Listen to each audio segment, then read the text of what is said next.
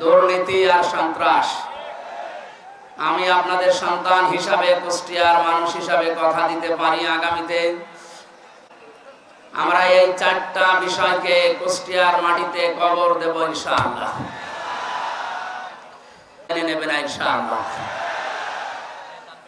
আগামীর কুষ্টিয়ার মানুষের দ্বারে দ্বারে, বাড়িতে বাড়িতে, ডোর টু ডোর আমি এই 6-7 মাস একাধারে এই যাবার পরে যেটা বুঝেছি, মানুষ এখন মুখিয়ে আছে ইনসাফের পথিক, দাঁড়িপাল্লায় ভোট দেওয়ার জন্য।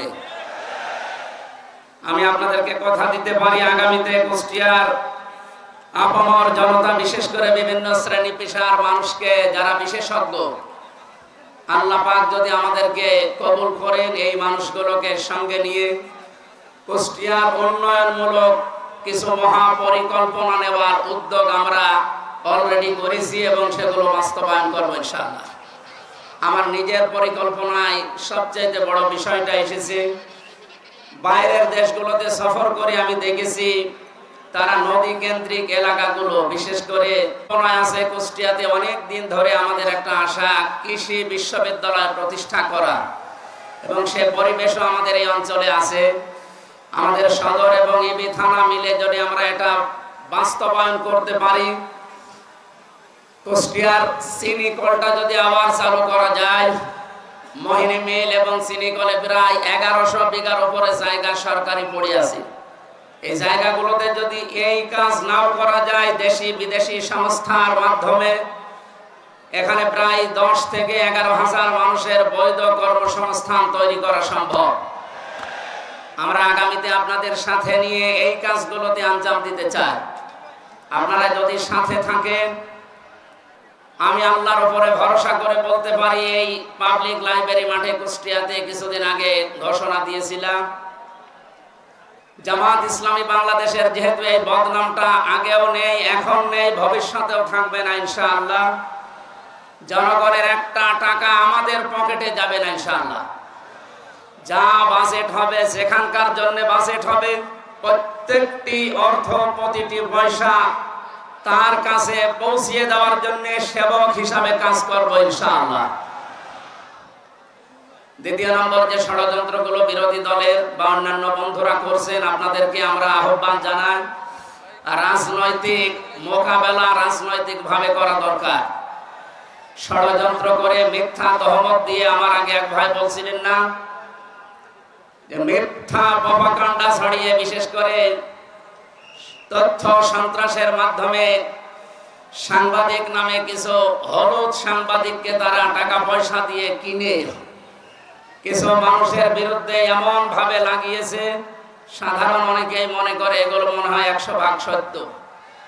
আমরা এই খোলা আকাশের নিচে দাঁড়িয়ে আপনাদেরকে দ্ব্যর্থহীন ভাষায় বলছি, আমার নামে যতগুলো কথা এ যাবত এই 6-7 মাসে তারা নিয়ে এসেছে, এর প্রতিটি লাইন, প্রতিটি অক্ষর মিথ্যা এবং বানোয়াট।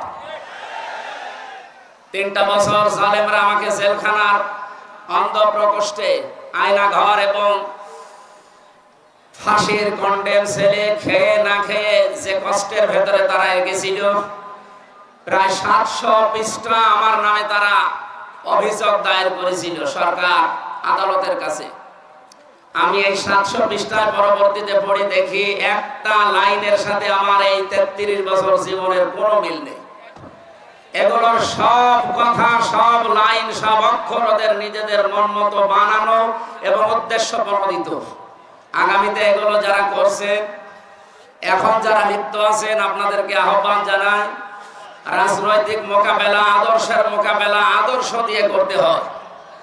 আমরা জামাত ইসলামী বাংলাদেশে আদর্শ অলরেডি এই 84 বছরে বাংলাদেশের মানুষকে দেখিয়েছি, এখনো তার উপর প্রতিষ্ঠিত আছি, আগামীতেও থাকবো ইনশাআল্লাহ।